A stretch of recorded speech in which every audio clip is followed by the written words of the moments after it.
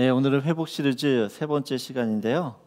미움이 사랑으로 변하는 인생이라는 제목으로 오늘은 이 미움에 대한 말씀을 좀 나누려고 합니다. 우리 요한일서 3장 13절에서 18절 말씀인데요. 저와 여러분이 한 절씩 교독합니다. 제가 13절 읽겠습니다. 형제들아, 세상이 너희를 미워하여도 이상히 여기지 말라. 우리는 형제를 사랑함으로 사망에서 옮겨 생명으로 들어간 줄을 알거니와 사랑하지 아니하는 자는 사망에 머물러 있느니라. 그 형제를 미워하는 자마다 살인하는 자니 살인하는 자마다 영생이 그 속에 거하지 아니하는 것을 너희가 아는 바라. 그가 우리를 위하여 목숨을 버리셨으니 우리가 이로써 사랑을 알고 우리도 형제들을 위하여 목숨을 버리는 것이 마땅하니라. 누가 이 세상의 재물을 가지고 형제의 궁핍함을 보고도 도와줄 마음을 닫으면 하나님의 사랑이 어찌 그 속에 거하겠느냐. 자녀들아, 우리가 말과 혀로만 사랑하지 말고 행함과 진실함으로 하자. 아멘. 성경에서 죄는 단지 법을 어기는 어떤 행위만을 의미하지 않습니다. 사람들의 생각이나 마음의 동기, 생각까지 죄로 성경을 보고 있어요. 그래서 마태복음 5장 28절을 보게 되어지면 나는 너에게 이르노니 음욕을 품고 여자를 보는 자마다 마음에 이미 간음하였다라고 이야기했어요. 예수님께서는 마음속으로 악한 생각을 품고 또한 마음의 동기가 불순하면 그 자체가 죄라고 이야기하십니다. 왜냐하면 그런 마음을 갖고 있으면 언젠간 행동으로 그 죄가 드러나고 표출되기 때문에 그렇습니다. 그래서 마태복음 15장 19절 20절 말씀 보게 되어지면 우리 함께 같이 읽겠습니다. 마음에서 나오는 것은 악한 생각과 살인과 간음과 음란과 도둑질과 거짓 증언과 비방이니 이런 것들이 사람들 더럽게 하는 것이요 씻지 않은 손으로 먹는 것은 사람을 더럽게 하지 못하느니라. 이런 모든 죄는 마음에서부터 시작됩니다. 마음. 그리고 누군가를 미워하는 감정도 그렇습니다. 여러분, 우리가 사람이라면 누구를 미워하는 감정을 안 가져본 사람은 없을 것이에요. 다 누구를 미워해 본 적이 있습니다. 저희 아이들도 기분이 안 좋거나 속상하면 쉽게 하는 말이 아빠 미워, 오빠 미워, 이런 이야기를 해요. 일상에서 우리는 너무 쉽게 이 미워하는 감정을 갖고 삽니다. 그래서인지 이 미움이라는 감정을 대수롭지 않게 여길 때가 있어요. 대수롭지 않게. 왜냐하면 내가 누군가를 미워한다고 해서 당장 그 사람에게 피해를 주는 게 아니기 때문입니다. 하지만 시간이 지나면서 이 미움이라는 감정은요, 괴물처럼 돌변한다는 게 문제입니다. 그래서 성경은요, 미움을 죄로 정의해요. 죄. 그것도 살인죄에 해당할 만큼 큰 죄라고 이야기합니다. 우리 요한일서 3장 15절 말씀 보면 그 형제를 미워하는 자마다 살인하는 자니라고 이야기합니다. 세상에서 사람을 미워하는 것은 절대 이상한 일이 아닙니다. 누구나 다 그렇게 미워하며 살고 있어요. 하지만 성경은 형제를 미워하는 것이 살인을 저지르는 죄라고 이야기한다라는 사실이에요. 여러분, 그러기에 우리 안에 있는 이 미움의 감정, 이 미움의 마음을 그냥 내버려 두서는 안 됩니다. 반드시 해결해야 됩니다. 그렇지 않으면 우리는 이 미움 때문에 날마다 형제를 살인하며 살 수도 있기 때문에 그렇습니다. 그래서 오늘은 이 미워하는 감정을 어떻게 우리 안에서 회복할 수 있는지에 대한 말씀을 좀 나누려고 합니다. 오늘 14절 말씀인데요. 우리 한번 같이 읽겠습니다. 우리는 형제를 사랑함으로 사망에서 옮겨 생명으로 들어간 줄을 알거니와 사랑하지 아니하는 자는 사망에 머물러 있느니라. 하나님께서 우리에게 지키라고 하는 많은 계명들이 있습니다. 근데 그 모든 계명은요, 한 가지 계명으로 요약 정리 가능합니다. 그게 무엇이냐? 사랑하라 이야기야. 사랑하라. 그러면 성경의 모든 이야기를 한 단어로 그러니까 어떻게 보면 요약을 한다 그러면 사랑하래, 사랑하라. 그리고 모든 율법 계명을요, 우린 두 계명으로 크게 나눌 수 있어요. 그것이 하나님 사랑, 이웃 사랑입니다. 성경에서 이야기하는 것은 우리에게 계명을 지키라고 하시는데 그 계명은 사랑하라예요. 하나님을 사랑하고 위로는 옆으로는 이웃을 사랑하라는 것입니다. 그런데 이 두 계명은요, 따로 떨어져 있는 계명이 아니라 굉장히 밀접하게 연결되어 있습니다. 하나님을 사랑한다고 하는데 형제 자매를 사랑하지 못한다? 성경은 그러면 하나님을 사랑하지 않는 거라고 이야기해요. 하나님을 사랑한다고 하면 어떤 경우에도 형제를 사랑하기 때문에 그렇습니다. 오늘 요한일서 4장 20절 보게 되어지면 우리가 읽겠습니다. 누구든지 하나님을 사랑하노라 하고 그 형제를 미워하면 이는 거짓말하는 자니 보는 바 그 형제를 사랑하지 아니하는 자는 보지 못하는 바 하나님을 사랑할 수 없느니라. 성경 분명히 이야기해요. 하나님을 사랑한다? 라고 하면 그 형제를 미워할 수 없다라고 이야기합니다. 그 형제를, 보이는 형제를 사랑하지 않고서는 보이지 않는 하나님을 사랑할 수 없다라고 이야기해요. 여러분, 이 형제 사랑은 또 어떻게 보면 우리의 구원과도 깊은 관련이 있어요. 아까도 우리의 4장 14절 보여주면 잠깐 보여주시면, 여러분, 우리는 형제를 사랑함으로 어떻게 해요? 사망에서 옮겨 생명으로 들어갔다라고 얘기해요. 사망에서 생명으로. 여러분, 형제 사랑이 결국은 무엇을 이야기하냐? 우리가 구원받은 사람이라는 것을 증거한다는 이야기예요. 우리가 정말 구원받았고 하나님의 은혜로 또 구원받은 성도로서 살게 되어지면 어떻게 해요? 형제를 사랑할 수밖에 없다는 거죠. 형제를. 여러분, 이처럼 성도는 하나님의 말씀대로 서로 사랑하며 살아야 됩니다. 하지만 우리가 그 계명을 지키지 못하게 하는 것 중에 하나가 바로 이 미움 때문이라는, 미움 때문에. 여러분, 레위기 19장 17절을 보게 되어지면 이런 말씀이에요. 너는 내 형제를 마음으로 미워하지 말며라고 해요. 내 형제를 마음으로 미워하지 말라고 이야기해요. 그러면 내가 그에 대한 죄를 담당하지 않는다. 여러분, 구약에서도 어떻게 해요? 형제를 미워한다라는 것을 죄로 여기고 있어요. 여러분, 미워하는 마음이 생기면 그 사람을 사랑하기가 참 어렵죠. 그래서 어떻게 보면 이 미움들을 어떻게 해요? 우리 마음에서 제거해야 되는 것이 제거예요. 인류 최초의 살인, 이 사건을 추적하다 보면 이 살인의 동기가 결국에는 미워하는 감정 때문이었다라는 것을 알 수 있습니다. 여러분, 가인이 아벨을 미워했어요. 하나님이 자신의 제사는 받지 않고 이 아벨의 제사만 받는 것이 너무 싫었습니다. 하나님이 아벨만 사랑하는 것처럼 보이는 것이에요. 그래서 이 가인이와 아벨이 꼴 보기 싫어졌어요. 아벨이 없어졌으면 하는 마음을 품게 됩니다. 그 마음이 결국 어떻게 해요?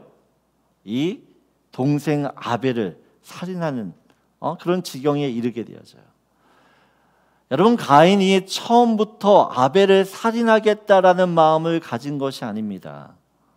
단지 아벨을 미워했을 뿐이에요. 문제는 가인이 미워하는 이 감정을 그냥 어떻게 해요? 가인이 방치했다는 것이 문제예요. 여러분, 미움은 그냥 미움으로 끝나지 않습니다. 미움이 시기 질투로, 시기 질투가 분노로, 분노가 폭력으로, 폭력은 곧 살인으로 폭발하게 되죠.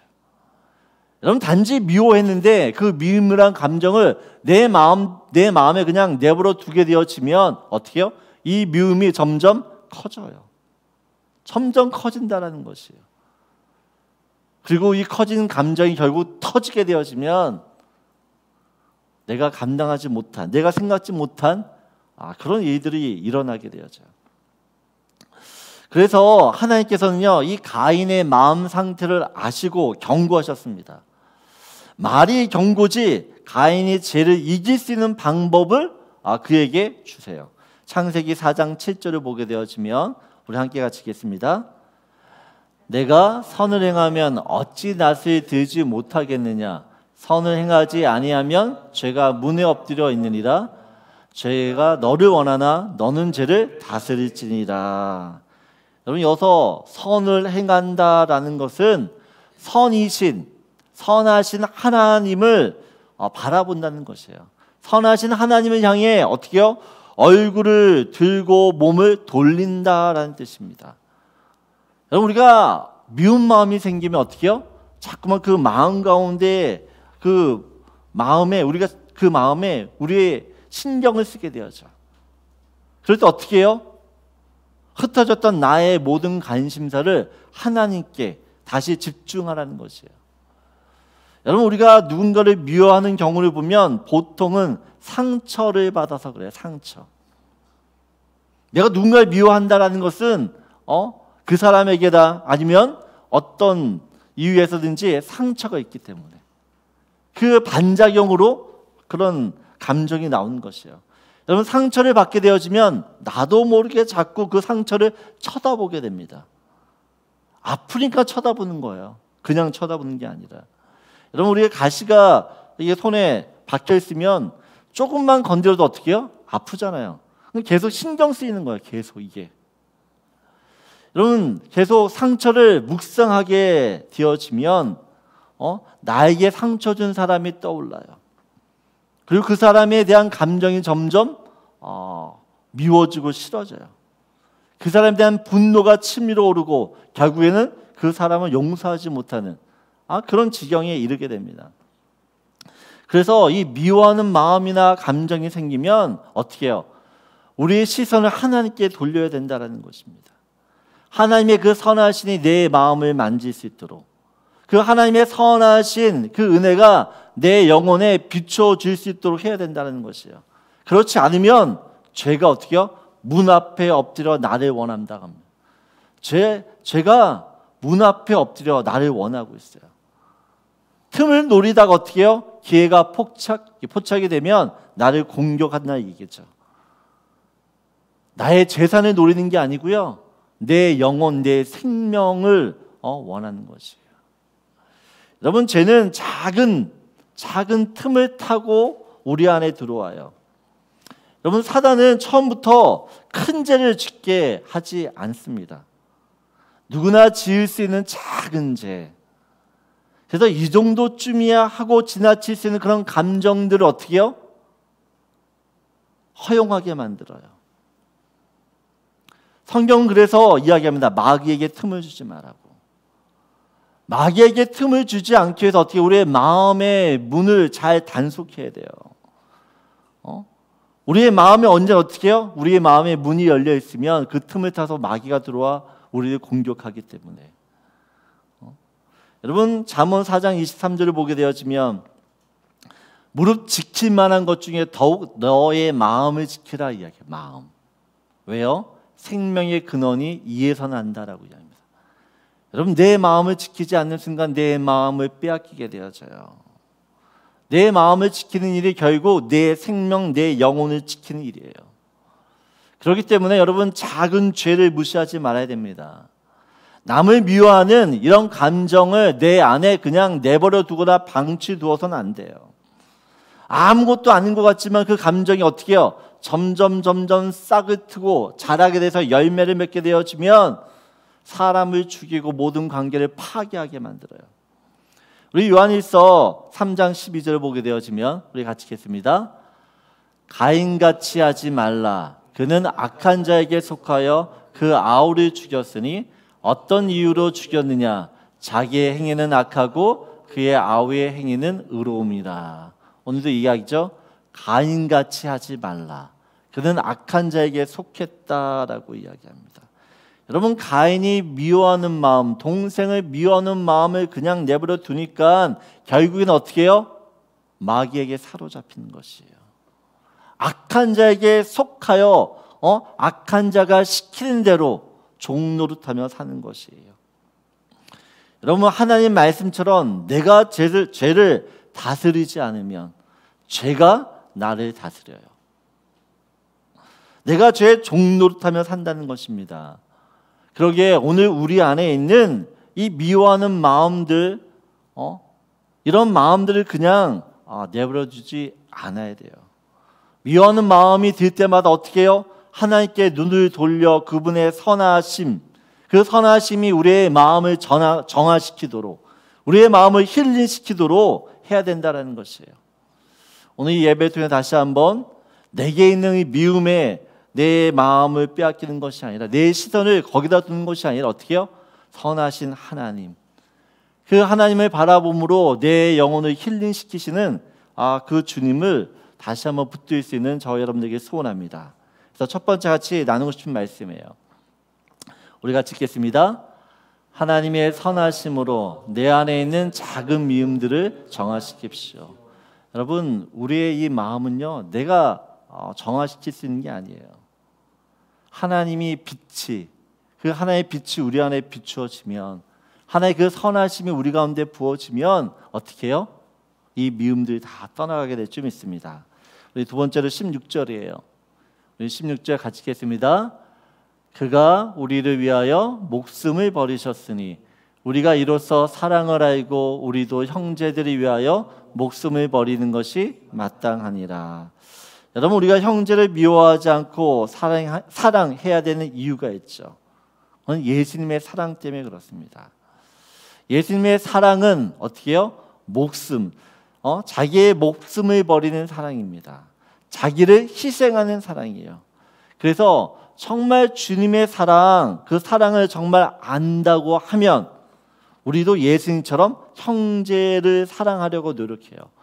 보세요. 그가, 예수님이죠.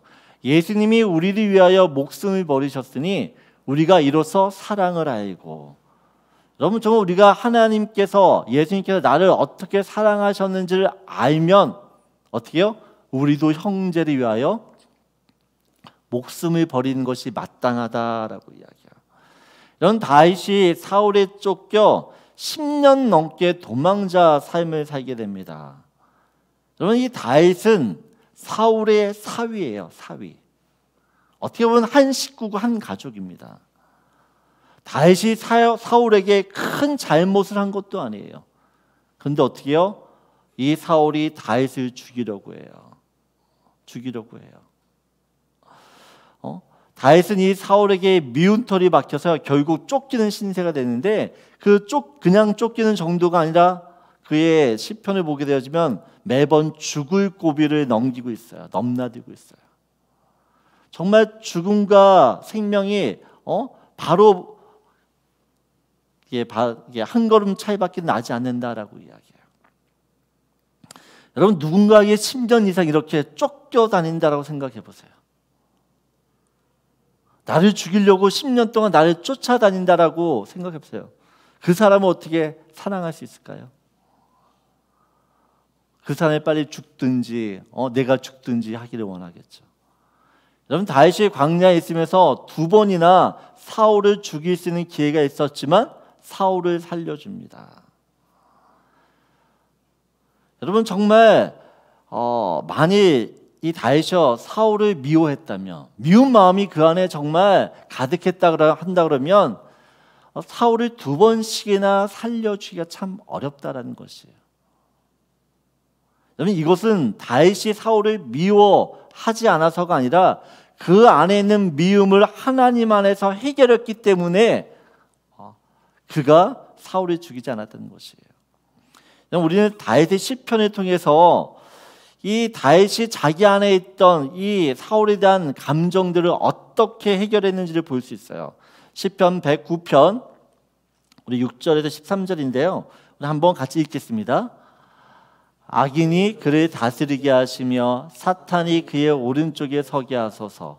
그가 심판을 받을 때에 죄인이 되어 나오게 하시며 그의 기도가 죄로 변하게 하시며 그의 연수를 짧게 하시며 그의 직분을 타인이 빼앗게 하시며 그의 자녀는 고아가 되고 그의 아내는 가부가 되며 그의 자녀들은 유리하며 구걸하고 그들의 황폐한 집을 떠나 빌어먹게 하소서. 고리대금하는 자가 그의 소유를 다 빼앗게 하시며 그가 수고한 것을 낯선 사람이 탈취하게 하시며 그에게 인애를 베풀 자가 없게 하시며 그의 고아에게 은혜를 베풀 자도 없게 하시며 그의 자손이 끊어지게 하시며 후대에 그들의 이름이 지워지게 하소서. 여러분 시편 109편을 보게 되어지면요, 다윗이 자기를 죽이려 하는 원수들, 그 수많은 원수들을 향해서 기도하는 모습이에요. 여러분 자기를 얼마나 힘들게 했으면 그 사람들에 대해서 어떻게 해요? 그 아내는 가부가 되었으면 좋겠고 그 자녀들은 고아가 되었으면 좋겠고 그들이 가지고 있는 모든 것들을 어떻게 해요? 빼앗겼으면 좋겠고. 여러분 다윗의 시편은요 어떻게 보면 저주에 가까워요. 저주에. 빨리 이 사람이 죽었으면 좋겠다라는 뜻이에요. 결국에는 망했으면 좋겠다는 것입니다. 왜 이 사람 계속 살려주세요? 그냥 죽게 해주시지. 이런 다윗의 시편이 우리에게 주는 교훈이 있습니다. 다윗은 그의 마음 가운데 사울을 향한 미움이 있었어요. 그를 향한 분노가 있었어요. 억울함이 있었어요. 그런데 이런 마음이 들 때 어떻게 해요? 이 마음을 하나님께 들고 갔다는 사실입니다. 자기를 힘들게 하고 자기에게 고통 주었던 사람에게 자신의 감정을 쏟아내는 것이 아니라 어떻게 해요? 하나님 앞에서 내 아픔들, 내 고통들, 내 슬픔들, 이 억울함들, 이런 마음들 어떻게 다 하나님께 털어놓았다는 것이에요. 하나님께 털어놓았기 때문에 사울을 만나도 어떻게 해요? 그에 대한 미움이나 또는 그에 대한 원망이 없어요. 여러분 이것이 다윗의 시를 통해서 우리가 배워야 될 교훈입니다. 교훈. 시편 109편 29절 한번 볼까요? 우리 같이 읽겠습니다. 나의 대적들이 욕을 옷 입듯 하게 하시며 자기 수치를 겉옷같이 입게 하소서.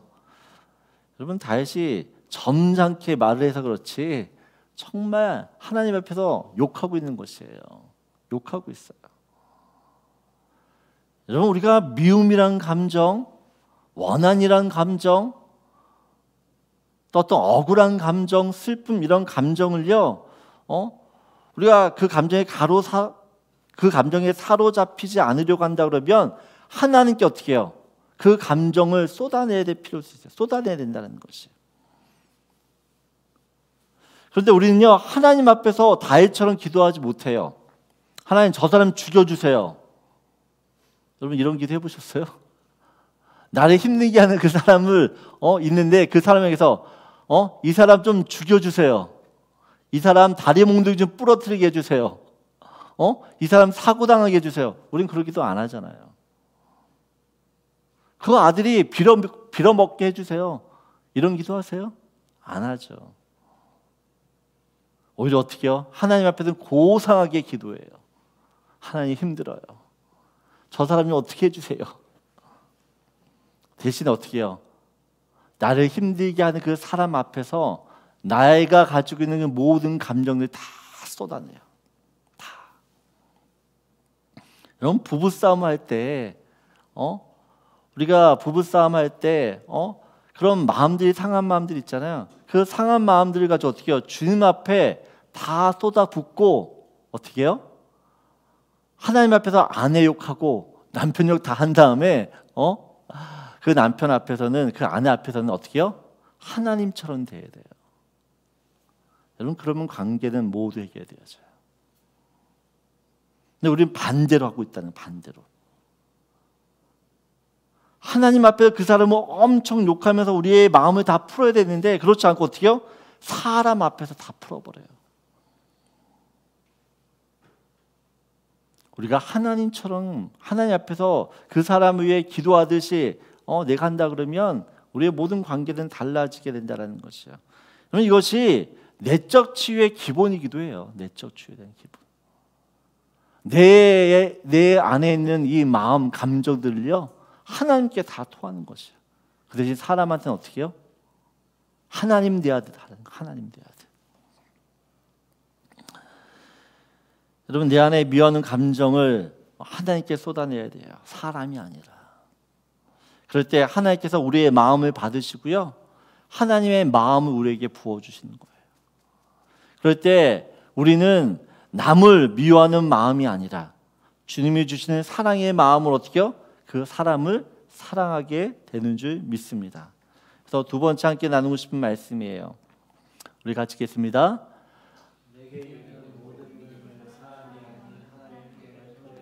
네, 믿음이 아니고 미움입니다. 내게 있는 모든 미움을 어떻게 해요? 사람이 아닌 하나님께 토해내라는 것이에요. 하나님께. 여러분, 우리 이 안에 있는 마음들은요, 사람한테 쏟아놓으면 해결이 안 돼요. 하지만 하나님께 쏟아내어질 때 주님께 그 상한 마음을 받으시고 우리가 어떻게 해요? 주님의 새 마음을 우리한테 부어주세요. 새 마음을. 우리 마지막으로 18절 말씀 우리 함께 같이 읽겠습니다. 자녀들아, 우리가 말과 혀로만 사랑하지 말고 행함과 진실함으로 하자. 여러분, 형제를 미워하지 않고 사랑하는 최고의 방법은 용서입니다. 여러분, 우리는 쉽게 용서했어 말해요. 우리 말로는 용서했다라고 이야기합니다. 하지만 마음으로 용서를 못하고 사는 경우가 허다해요. 여러분, 용서가 안 됐기 때문에 여전히 이 마음에는 믿음으로 가득 차 있어요. 이 미움은 결국 마음의 상처로 남게 됩니다. 그 상처는 살면서 계속 우리를 아프게 하고 우리를 고통스럽게 해요. 요셉은 형들로부터 버림받죠. 애굽의 노예로 팔리게 됩니다. 요셉은 자기를 판 형들을 미워할 수 있었어요. 미워하며 평생 살아갈 수 있었어요. 어떻게 나를 팔 수가 있어? 하지만 성경을 보게 되어지면 요셉이 형을 미워했다, 형들을 미워했다라는 이야기가 한 번도 나오지 않습니다. 오히려 요셉은요, 가는 곳마다 사람들에게 환영을 받고 인정을 받습니다. 이것은 요셉 안에 형들에 대한 미워하는 감정, 미워하는 감정이나 미움이나 원한, 이런 감정이 남아있지 않았다는 증거예요. 여러분, 사람 안에 상처가 있잖아요. 그러면 그 성격이, 그 성품이 모나게 마련이에요. 내 안에 상처가 있으면 내가 어떻게 해요? 성품이 좋아질 수가 없어요. 내가 지금 마음이 아픈데 어떻게 좋게 말이 나가겠어요? 그런데 요셉은 노예 생활 중에도, 감옥에 있는 중에도 오히려 자기의 처한 모든 상황에서 선한 긍정력을 발휘하며 삽니다. 왜 그러냐? 요셉 안에 용서를 통한 형제의 사랑이 그 안에 생명으로 역사했기 때문에 그래요. 여러분, 정말 우리가 누군가를 용서하잖아요. 그러면 하나님의 생명이 우리 가운데 우리를 가만두지 않아요. 용서가 절대로 쉽지 않습니다. 하지만 예수님께서 우리를 어떻게 용서했는지를 알면, 우리가 어떤 처지에서 하나님의 사랑을 받았는지를 알면 원수 같은 사랑도 사랑할 수 된다라는 사실이에요. 여러분, 로마서 8장 5절을 보게 되어지면, 로마서 8장 5절 이 말씀이 아닌데 이렇게 되죠. 우리가 아직 죄인 되었을 때 그리스도께서 우리 위하여 죽으심으로 하나님께서 우리에 대한 자기의 사랑을 확증하셨느니라 라고 얘기합니다. 여러분, 우리가 아직 죄인 되었을 때에 예수님께서 죽으셨다라고 이야기해요. 로마서 5장 10절을 보게 되어지면 어떻게 해요? 곧 우리가 원수 되었을 때, 여러분, 우리가 하나님과 원수 되었을 때에 어떻게 해요? 예수님이 우리를 위해 죽으셨다라고 이야기합니다. 그 예수님이 죽으심을 어떻게 해요? 원수된 우리가 하나님과 화복이 되어졌어요. 여러분, 예수님께서 우리를 어떻게 사랑하셨는지를 기억하셔야 돼요.